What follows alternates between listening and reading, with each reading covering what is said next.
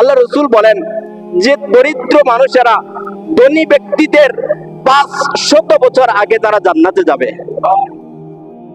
আচ্ছা বলেন না আমাকে, আপনাদের গ্রামের বেশিরভাগ মানুষ ধনী নাকি গরিব? বলেন না। হ্যাঁ, গরিব মানুষ তুই বেশি।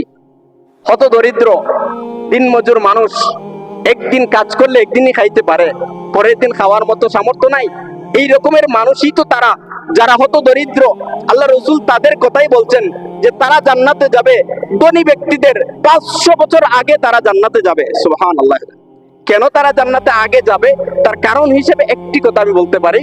তার একটি মাত্র কারণ হচ্ছে, হত দরিদ্র মানুষ তাদের কোনো হিসাব নিকাশ কম হবে, জাকাতের হিসাব কম আসবে, তাদের দান সৎকার হিসাবটা কম আসবে তুলনামূলকভাবে। সুবহানাল্লাহ। আমি মাসে 10,000 টাকা রুজি করি, আপনি না 15,000 টাকা রুজি করেন।